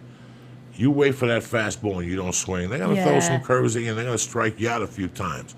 But you're going to get that. He's going to break down and throw that fastball at you. Yeah, you're right. And you always just stick it out. You never know, man. You're a pretty girl. I mean, I can't see you not hooking up with the right guy again. You hook up with some comedian and you go home and, you know, I got a spot at the store and he's at fucking Barney's Beanery. Then it's not going to fucking work. You know what I'm saying? No comics. I feel like I've said it so many times now that it's finally like out there. No comics. No. But what's funny is I get messages all the time, of course, from comics that I don't know, and they'll ask me out, and the first thing I say is I'll just go, hey, you know, I don't date comics. And it's hilarious because every comic is like, oh, I'm not a comic, I'm a writer. Oh, I'm not a comic, I'm an actor. Oh, I don't really do stand-up. I mean, I only do the improvs, but you never really see me. Like, everybody, it's just so funny how fast people are not comics when they're trying to sleep with a comic. I can't do it. And I don't want to either because it's too much. Like, the other night I went out with a guy who's not a comic. He's in the business. So he's in the business enough to, like, get it and, like, get what we do. But it was kind of refreshing to not just, like, you know, talk about... Wait till you got with an accountant. I couldn't do that. I'd kill myself. No, you wouldn't. I couldn't do it. This is why I'm saying to you. You know why? Because now it's something different. Because there's going to come a point. See, right now, you're in love with comedy. Comedy is your fucking every thought. You wake up in the morning, you think of fucking squeezing a load out of your monkey, washing it, and then getting on the stage. You really do. We were talking about the passion you fall in love with comedy. Yeah, you're right. There's a point of comedy that you fall in love with. It becomes your girl. For you to succeed in it, it has to become your wife or your husband. Yeah. It has to, you know, and you get... Oh, my God. People don't know that third year in L.A., how you're like, okay, I've been here, I've been there. Now I got to make different missions. I got to get different plans. And, you know, I told Lee, you don't know what it's like to cry yourself to sleep from wanting to be funny so bad. Like, wanting not even to be a star. Like, that's bullshit. No. Just to get laughs. That's it. Like, you have no idea, like, how hard it is to get, like, if you get 2 laughs in the set, like, I fucking sucked. I used to fucking have a hard time. Excuse me, but...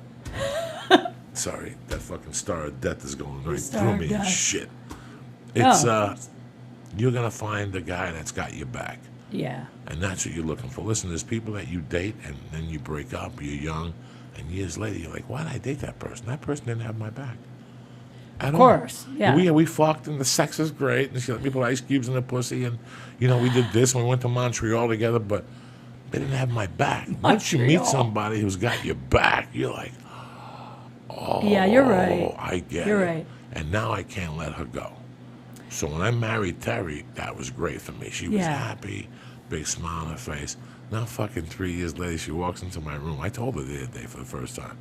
She walks into my room and she says, I gotta tell you something, you knocked me up. She was 2 years old or 44 when I knocked her up. She was happy as shit, guys. She thought she was gonna leave this world not being a mom. So the other day I told her, listen, before Terry, I was with a chick that had an abortion punch card.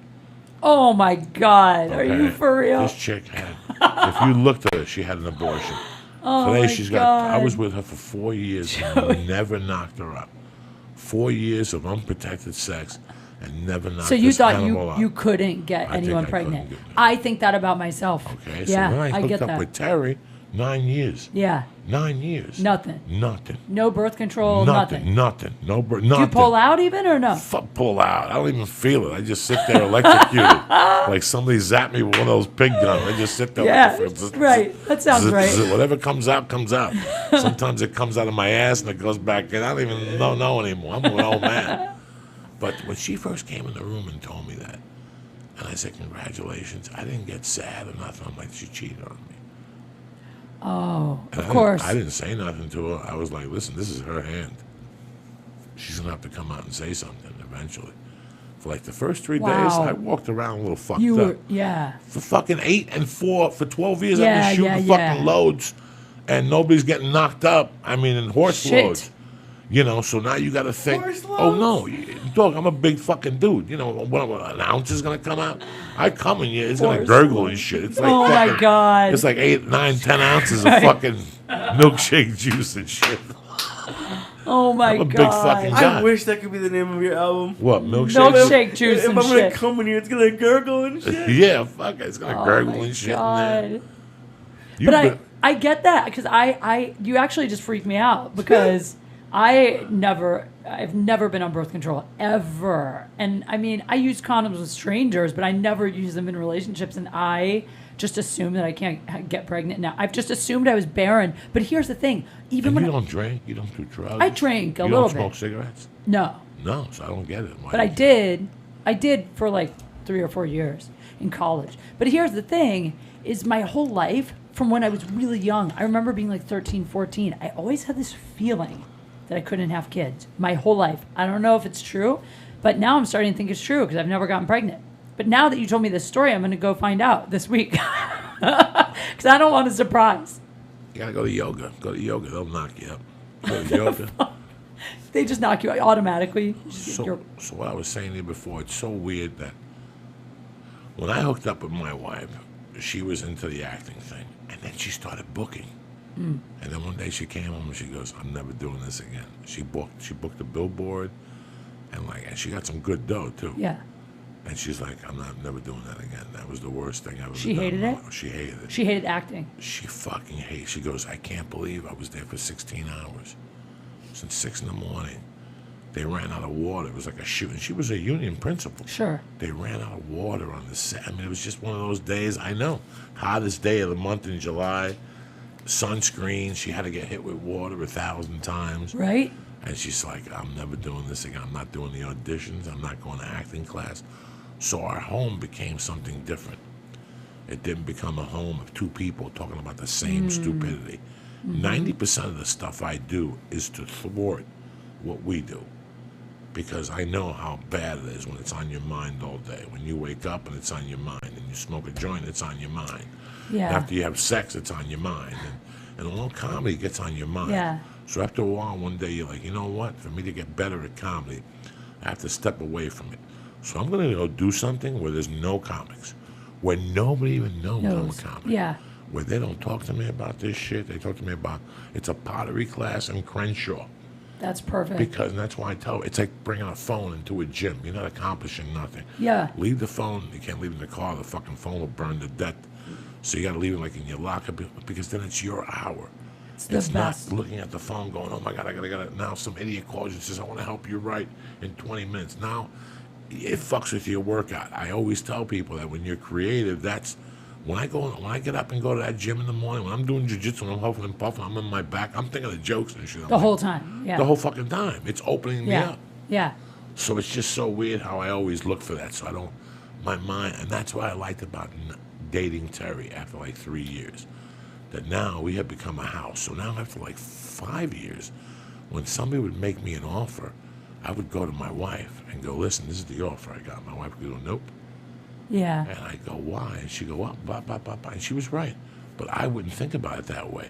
If I had an actress wife, I would have taken that fucking stupid job Yeah, and gotten you're right. fucked in the ass because we got 2 whores living in the fucking house You're instead right. of 1.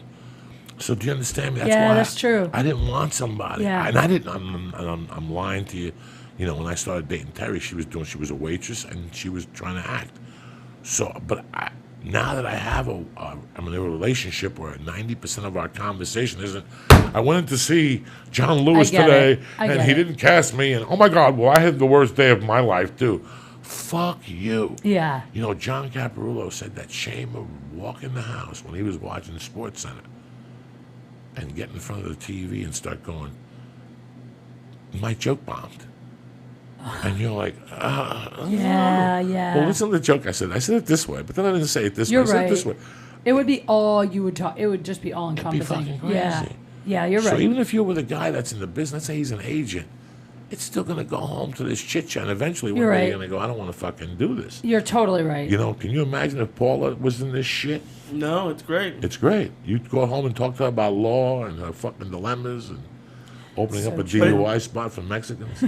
When you say got married at 19, like I think about how it would have, like I think about the girls I dated when I was, and I thought I was in love with them, and like if I I never used condoms, like if I had gotten one of them pregnant, it just you get so lucky. But don't listen, man. I could lie to you and tell you when I was 18 years old, because of the situation I had been in, losing my mom and stuff, there was nothing I wanted to do more than to get married at 18. There was a girl I had my eye on. I was just waiting to manipulate this girl. Really? Oh, fuck yeah. I love this girl with all my heart. So that's how it was. And I mean, my stepsister, same thing. Like her whole life, she just wanted to get married, That's have it. kids. That's it. All she ever, That's it. from when she was little. I remember her always saying, like, I can't wait to be a mom. She just couldn't wait. And then when she got married, had kids, that's it for her. Like, that's fulfilling for her. And that's all I she just wanted. thought that it was the way to do things. Yeah. That's the way I was brought up, that you meet somebody you love. And I loved it. We were like in kind of a relationship, but in the back of my mind, I'm like, I like to hook up with her and get this party started. Like, I want to get out of this life. I don't want this life. So I could see why she got married at 19, 18. I could see it, man. I know people who are still married since high school. Oh no, I can see it. I'm just saying, It's thank fucking God I didn't crazy. do It's it. crazy. It's fucking crazy. And then to take away, she's like a Catholic girl. Now I understand why you're so crazy. Because they shut you down from 19 to 30. Those are your fucking That's years. why I'm crazy now. And that's Yeah. also why I suck at like general life, because it's not just dating. I mean, I talk about it with dating, but my ex, God bless him, I swear to God, Joey, he did everything. He did everything. Like, he cooked, he cleaned, he paid the bills, he took care of like taxes, like all the logistical stuff in life that you have to do. I never did it in my 20s. I didn't even know how to do laundry. I did laundry for the first time, I'm not kidding you, like a month ago. I'd never done laundry. After the divorce, I was like, I don't know how to do this. I would just take it to fluff and fold all the time. And it's not like I was spoiled. It's not like growing up I had to mow the lawn and clean the apartment and shit like that. But my ex just took really good care of me. So it's been like, seriously, an 18-year-old moving out for the first time has been like my experience the last 3 years, and it's been insane. I mean, I wish sometimes that I'd just have video cameras like running all the time, because I'm such a disaster. But I'm starting to get it. I'm starting to like learn, figure it all out. And you want to throw it all away and be homeless. Well, yeah. Because now I'm just like having fun. Now I'm like, oh, I got this. So now what would be a good You're really good with the videos. Thanks. You're really good with the videos. You know, you're out there. And that's what these people understand. You have to be out there. Especially today. You have all these weapons available to you. You have to use all of them or take 3 of them and be really good at 2 of them. Yeah. People always, I mean, look, it's not like I'm super successful in show business, but I'm working in show business. And people always ask me, they're like, what kind of tips would you have for someone that's new in Hollywood or whatever?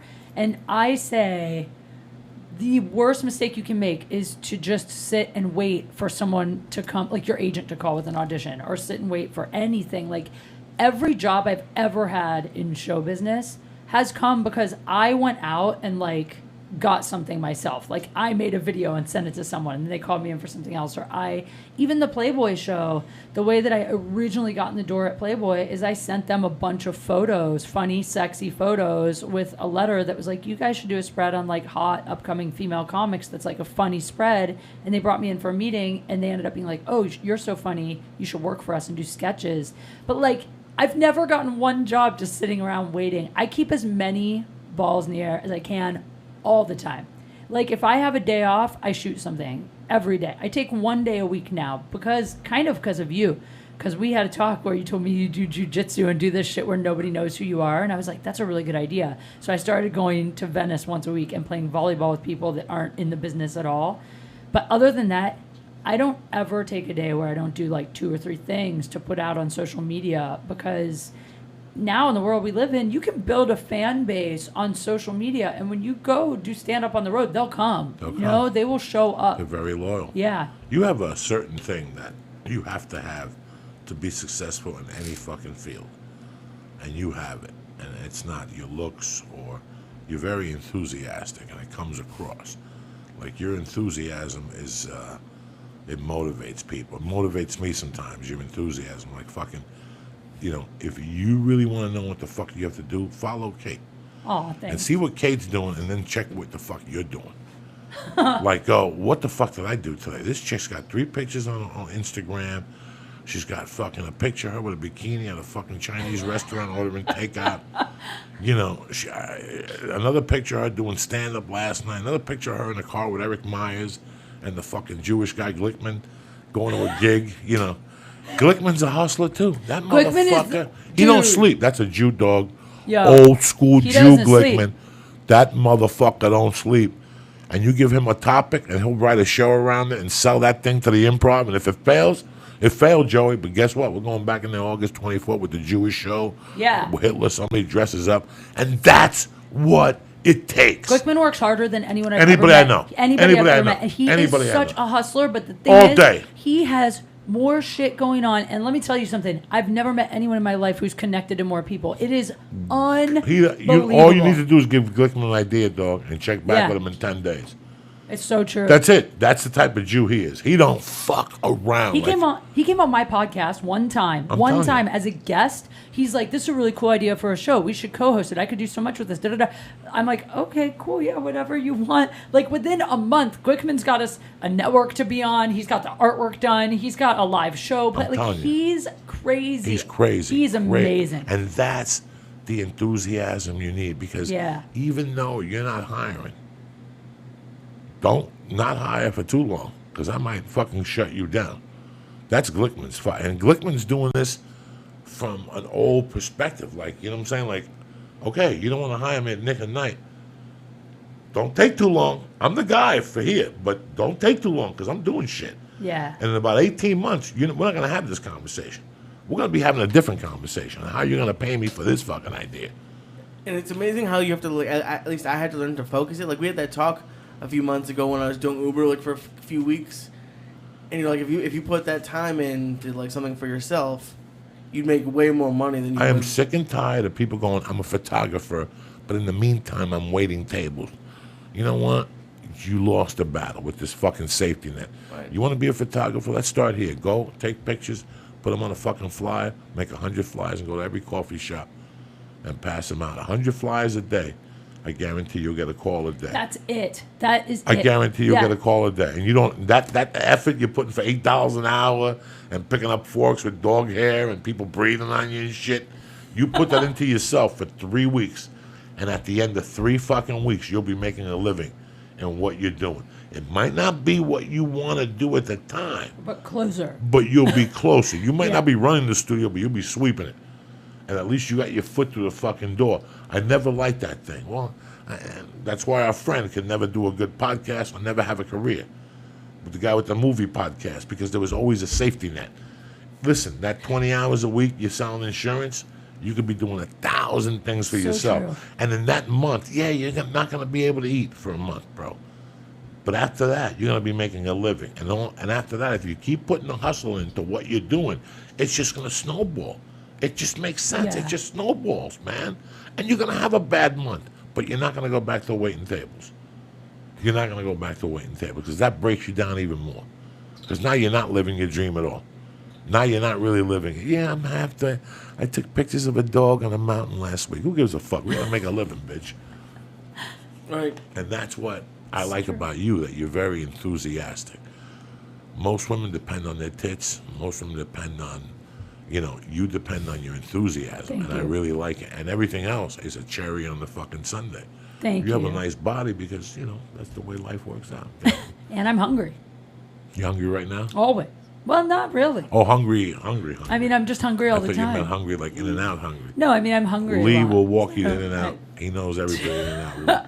I love In-N-Out. He's the fucking general manager by proxy bet. in and out and shit. That's so funny.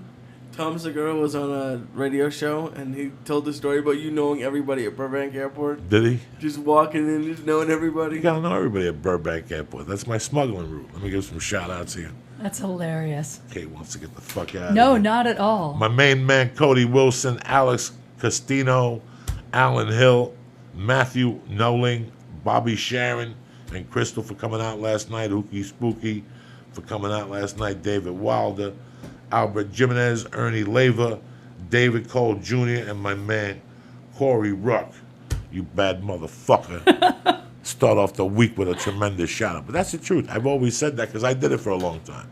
I would make those excuses. I'm doing comedy, but I'm doing this part-time.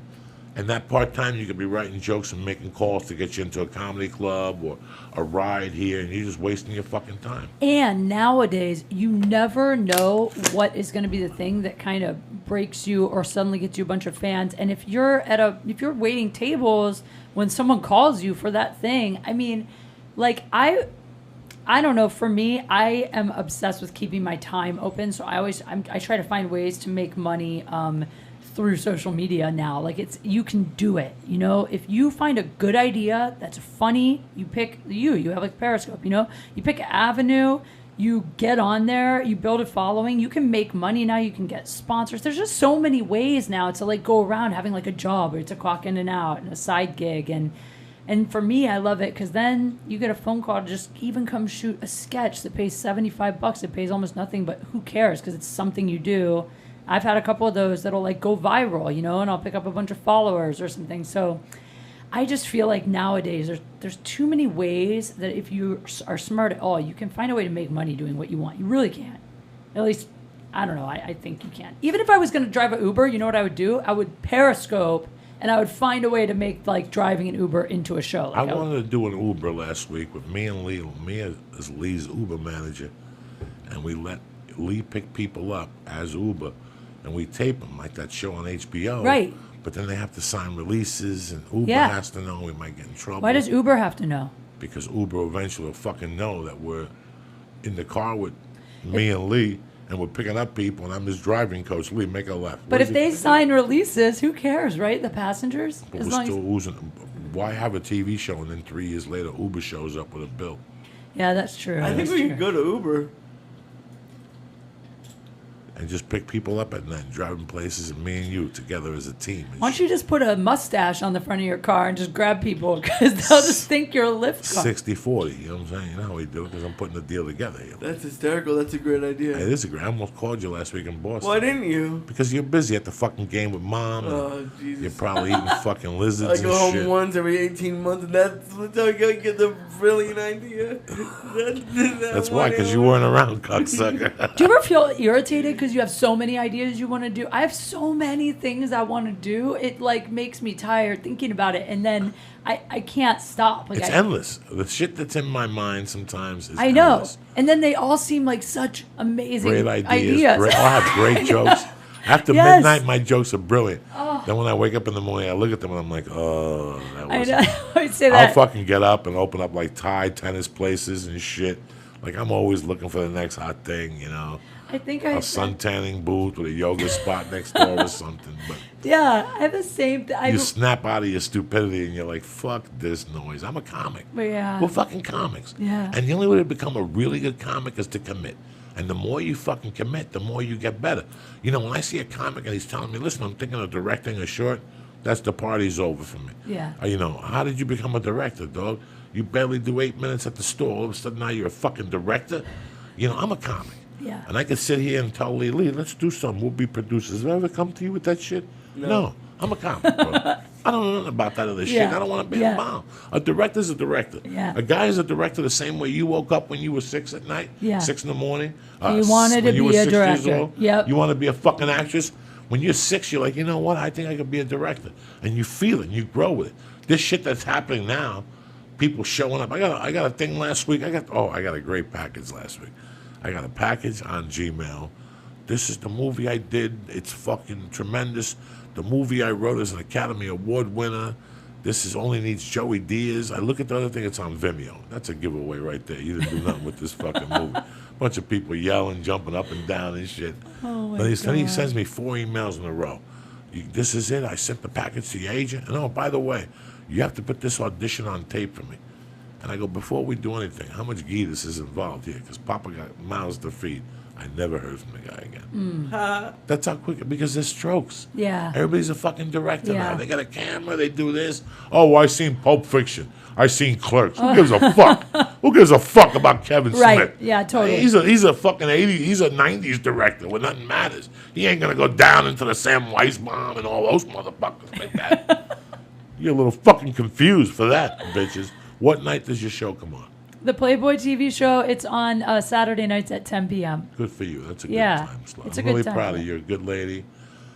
I know you work hard, and I just want to introduce you to the audience that you're going to be doing things. And it's not Thank you. because of all your God-given talents. Your enthusiasm is fucking...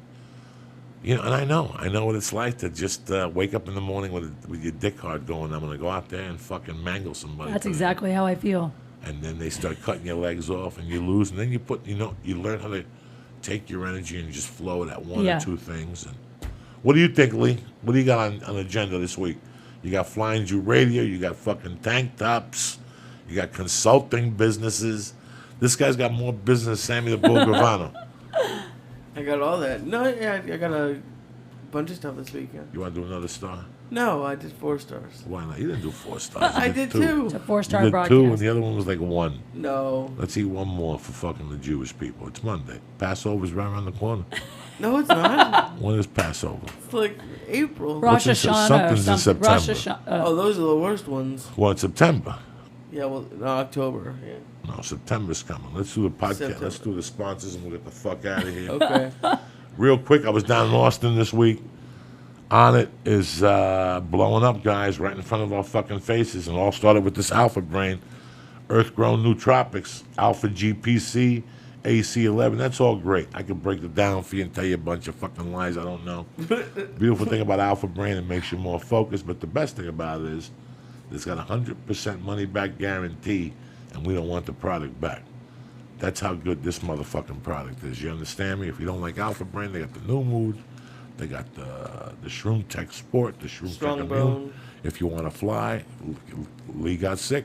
He didn't take the Shroom Tech Immune. I flew today. I'm tip-top Magoo because I popped 2 of those motherfuckers after I had 2 breakfast burritos at Austin fucking airport next to the Salt Lake like a motherfucker, which wasn't serving brisket at 6 in the motherfucking morning. Did you wait in line for... No, you just go up Barbecue? and take 2 fucking... No, they had no bar. The barbecue thing was open, but they were serving eggs. They weren't serving fucking the brisket with the whole thing, so I settled for the 2 potato, cheese, and egg breakfast burritos with a little hot salsa and a green fucking tea, iced tea from Lipton. Stop it. I got on that plane like a soldier, you understand me? Then they tried to give me that death fucking cheese omelet with that Buvakwa turkey. Get the fuck out of here. And I don't want that carbohydrate-infused biscuit they give you on American Airlines and shit. You're shitting blood for 2 days. Anyway, go to Onnit.com right now and press in. church? Church, CHURCH, and get 10% off your first order. And if you stay on it, they'll mail it to your house every month, directly to your door, and they take an additional 10% off. Who's better than you? My head's itchy. That's a good sign. It's like your left hand being itchy. Who's better than you? You're thinking of smoking, you're thinking of going to a casino, you want to smoke a little bit? HittyCigs.com right now. They got cigars, they got fucking nicotine, whatever the hell you need. You know what the best thing about Hitty Cigs is? 1,200 guaranteed puffs like a motherfucker. That'll outlast any Hindu cigarette you buy at 7-Eleven. Go to HittyCigs.com right now and get 5 for $50. You understand me? Get the cigar, get the 24 milligram, the 16, the 8, and the 0. Quit smoking or just look like a pimp while you're doing it. Go to HittyCigs.com and press in. Joey's church. Boom! And get fucking 5 for $50. Who's better than you? And listen, you're thinking, Joey, how come you're not smoking vapors? You know why I'm not smoking vapors? Because I'm high on fucking edibles. But if I was to be smoking vapors, I'd be with the Nailed It Life boys. And so should you. Nailed It Life, one of the best vapor pens in the fucking business. You understand me? A tremendous product, 100% money back guarantee. Something goes wrong with the call, you call David or Peter, and they fucking hook you up like that. They're also the proprietors of those Gummies Hermanos, which will take you to fucking death and back, those fucking things. Those 250 milligram hash oil, those will fuck you up completely. Plus the little fucking Orcado ones he's got for Mexican people. Knock yourself out. Go to naileditlife.com and press in. Joey Diaz. Boom, get 20% off your vapor pen, which is 50. That means you get it for 40. You're right. Who's better than us? I want to thank Onnit. I want to thank Hitty Cigs. And I want to give a big shout out to Nailed It Life for being our beautiful sponsors. but not as much as the beauty that's in the room with me right now, my little Irish princess, fucking Kate Quigley. What kind of name is Quigley? Thank you. It's Irish. Irish. See, I know who the fuck you think you're dealing with. I can smell an Irish broad when they're close to me. I swear to God, though, that's all I dated for years. You can smell them. Oh, I love What it. do they smell like? Guinness. Fucking, I don't know, Irish. You Leprechauns. smell their little freckled titties. It takes you to a different level. You understand? I went to Sacred Heart School. And then I played St. Michael's, CYO, all those girls. Colleen Maines, all those girls. I love all those Irish chicks, dog. I love them. Their little pale skin and shit. Tell them. Look though, I'm not. Well, my grandfather's Native American, and so I'm a weird breed. That's why like my skin's kind of tan, but I have the freckles. My wife, too. She's Native American. Really? Yeah, with Irish. But you're like a casino owner, Native America. Yeah, I I can wish. sneak up on you. You know what I'm saying? Most Indians you can't sneak up on them if they're really an Indian. You can't sneak up on an Indian. That's their claim to fame. You couldn't sneak up. You didn't know that, Lee? I had no idea. You could fucking be silent. You could be a feather and you can't sneak up on an Indian. Come on. If they're a real Indian. They feel you in the room. They feel I you think on I the- have that. They Have you feel- tested this out? Yeah, Like, when I if was you a tried to kid. sneak up on Indians? Yeah, there was an Indian I kid think in I my have that. neighborhood. I Huh? feel it. You do? I feel people. I swear. I feel like sometimes I think it's a ghost. It'll be a person. Yeah, maybe you should go talk to the doctor about this Adderall shit. Yeah, I think I need that. I think I You might need performing that. anywhere on the road soon? Actually, yeah.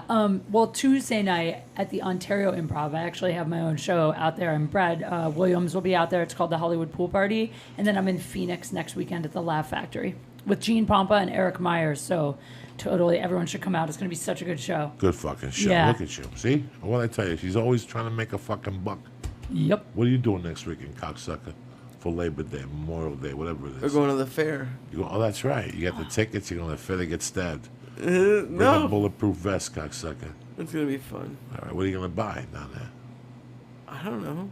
You don't know nothing, do you? What should I buy at the fair? Popcorn? They guess what? They have fucking fried watermelon. It looks so gross. You ever eat it? Fried watermelon? I love the fair. That's so. What fair? The LA fair. Oh, I'm gonna miss that. Damn. No, it's going on for a while. Really? Yeah. I love carnies. I just like talking to them. You know. Who? Carnies. Who's Carney? The carnival workers. Oh, Jesus Christ. They're my favorite. What is wrong with you? You never talk. You gotta go, and you gotta just. You're gonna talk. get fucking Cosby. Just Keep go fucking join- with those dirty motherfuckers.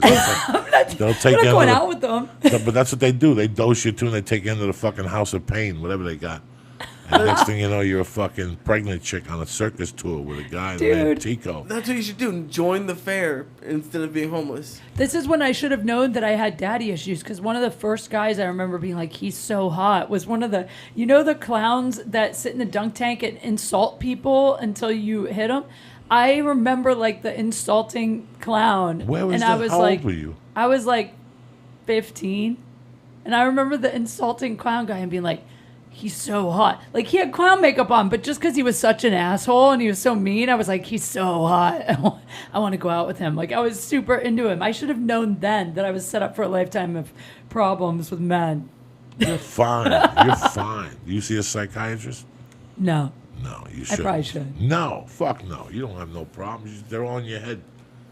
Right. You got That's what psychiatrists do. Yeah, but you think she's got an issue with guys. She got no fucking issue. I don't She think should- I need a This shrink. is You're the right. issue. You ready for the issue with guys? When Yeah. you see a guy that you like, you go, Yeah. no. Oh, I always know. It's If- just that no, they no, don't like me you back. You don't say what I'm saying to you. If. Because lately you've been picking some bad ones. Yeah. So right now your fucking compass is off. That's what that means. So when you see a guy that you fucking want, go, no, I don't want him.